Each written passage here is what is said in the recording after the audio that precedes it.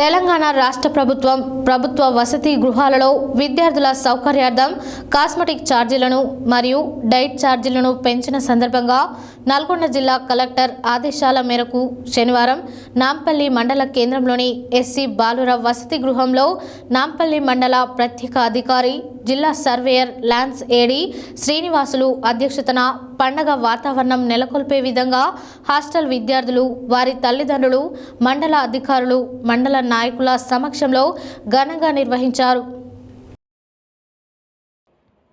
శనివారం నాంపల్లి మండల కేంద్రంలోని ఎస్సీ బాలుర వసతి గృహంలో నాంపల్లి మండల ప్రత్యేక అధికారి జిల్లా సర్వేయర్ ల్యాన్స్ ఏడి శ్రీనివాసులు అధ్యక్షతన కాస్మెటిక్ ఛార్జీలను మరియు డైట్ ఛార్జీలను పెంచిన సందర్భంగా కార్యక్రమాన్ని ఘనంగా నిర్వహించారు.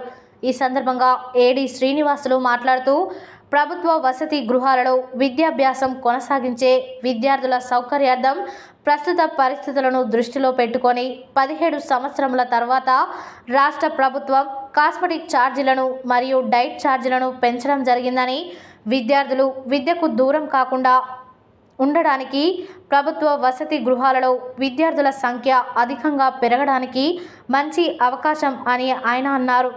అనంతరం మండల ప్రత్యేక అధికారి శ్రీనివాసులు, నాంపల్లి మండలం ఎంపీడీఓ మేరీ స్వర్ణకుమారి, మండల పంచాయతీ అధికారి ఎస్ ఝాన్సీతో కలిసి హాస్టల్ విద్యార్థుల గదులను, వారికి చేసే భోజనాన్ని, వంటగదిని పరిశీలించి ఎప్పటికప్పుడు పరిశుభ్రంగా ఉండేలాగా చూడాలని హాస్టల్ సిబ్బందికి సూచించారు. అదేవిధంగా ఎస్సీ బాలుర వసతి గృహంలో ఉన్న పలు సమస్యలను గుర్తించి జిల్లా కలెక్టర్ దృష్టికి తీసుకెళ్లి పరిష్కరించేందుకు ప్రయత్నం చేస్తానని అన్నారు. అనంతరం వసతి గృహాన్ని సందర్శించిన అధికారుల బృందం విద్యార్థులతో ముచ్చటించి విద్యార్థుల మానసిక సామర్థ్యాన్ని పెంపొందించడానికి విద్యాపరమైన మౌఖిక ప్రశ్నలు అడిగి వారికి నుండి సమాధానాలు రాబట్టి ఉత్సాహంగా సమాధానం చెప్పిన వారికి ఎంపీడీఓ మేరీ స్వర్ణకుమారి ప్రత్యేక బహుమతులు అందజేశారు. ఈ కార్యక్రమానికి వచ్చిన నాయకులు, అధికారులు విద్యార్థులతో కలిసి భోజనం చేసి సంతృప్తి వ్యక్తం చేశారు. ఈ కార్యక్రమంలో నాంపల్లి మండల ప్రత్యేక అధికారి జిల్లా surveyor lands AD Srinivasulu, MPDO Mary Swarnakumari, మండల పంచాయతీ అధికారిని ఎస్ ఝాన్సీ, ప్రాథమిక ఆరోగ్య కేంద్రం వైద్యురాలు భవానీ సాగర్, అంగన్వాడీ సూపర్వైజర్ వసంత, నాంపల్లి పంచాయతీ కార్యదర్శి గంజి వెంకటేశం, ఎస్సీ బాలుర వసతి గృహం వార్డెన్ లింగయ్య, నాంపల్లి మండల కాంగ్రెస్ పార్టీ అధ్యక్షులు కత్తి రవీందర్ రెడ్డి, మాజీ ఎంపీపీ పూల వెంకటయ్య, కాంగ్రెస్ పార్టీ జిల్లా నాయకులు పేరెట్ల రఘుపతిరెడ్డి, మండల యూత్ కాంగ్రెస్ అధ్యక్షులు నేతాల కొండలు, మాల్ మార్కెట్ కమిటీ డైరెక్టర్ పూల యాదగిరి, ఆశా వర్కర్లు, గ్రామ పంచాయతీ సిబ్బంది తదితరులు పాల్గొన్నారు.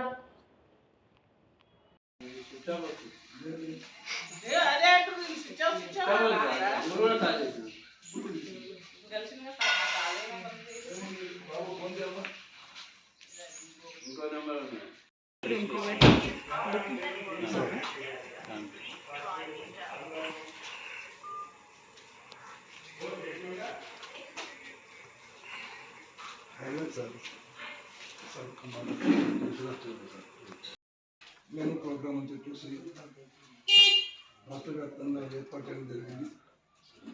ఈ ప్రోగ్రాంలో భాగంగా మన మండలంలో ఎస్సీ హాస్టల్ ఎంపిక చేయడం జరిగింది. దీంట్లో ప్రతి ఒక్కళ్ళు కూడా ఇంతకుముందు 2017 నుంచి ఈ రోజు వరకు కూడా డిశ్చార్జ్, ఇప్పుడు 70% అప్ టు 70% నుంచి 80% దానికి అందరూ కూడా ఛార్జెస్ పెంచేసి పిల్లల ఆరోగ్యానికి, శుభ్రతకు సంబంధించి, వాళ్ళ యొక్క అభివృద్ధికి సంబంధించి ప్రభుత్వం గొప్ప నిర్ణయం తీసుకోవడం జరిగింది, ఆదేశించింది. అదే విషయంగా మేము అందరినీ కూడా స్వాధీనమందరూ పేరెంట్స్ అందరూ కూడా మెసేజ్ చేయడం జరిగింది.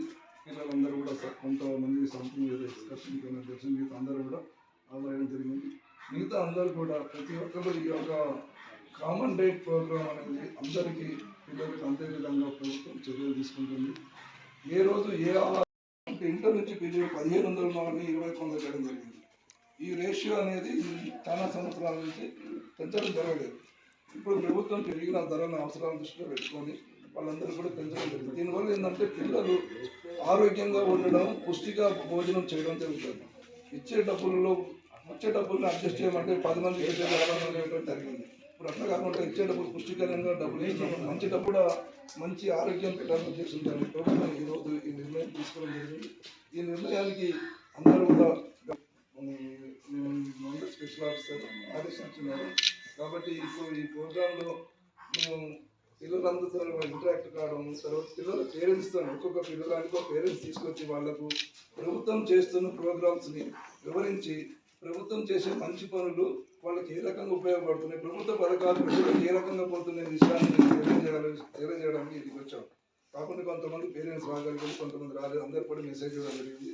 ప్రభుత్వం చేసే కార్యక్రమాలు అందరూ స్టూడెంట్స్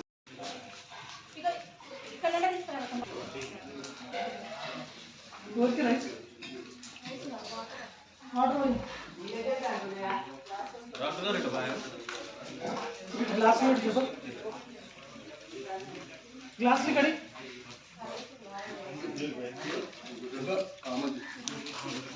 ग्लास असला भाई बाबू ग्लास ग्लास है ना जी ग्लास में कड़ी बाबू ग्लास में कड़ी మరొకటిని సృష్టించాలి, దాన్ని అదేవిధంగా అభివృద్ధి చెందించాలనే సంకల్పంతో మా మంత్రివర్గం కానీ మా ఎమ్మెల్యేలు మా కోమటిరెడ్డి రాజగోపాల్ రెడ్డి గారు మంత్రి కాకున్నా సరే మంత్రి కన్నా ఎక్కువ స్థాయిలో మా నాంపల్లికి నిధులు కూడా తీసుకురావడం జరుగుతుంది. అదేవిధంగా సార్ కూడా నిన్న టీచర్స్ అందరినీ ఒక వేదికను ఏర్పాటు చేసి ఒక చర్చా వేదిక కూడా పెట్టింది. చిన్ననే కాకుండా ఓన్లీ హై స్కూల్ స్థాయి ఏర్పాటు చేసి దాంట్లో కూడా అన్ని మౌలిక వసతులు ఏర్పాటు చేసి నాంపల్లి మండలంలో 3 హై స్కూళ్ళు ఉన్నాయి. ఏది నాంపల్లి, ముచ్చుపల్లి, పస్నూరు.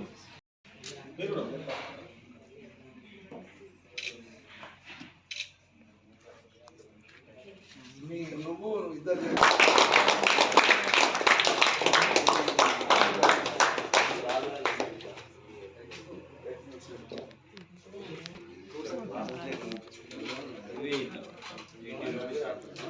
ఎందుకు ఇట్లా ప్రైజ్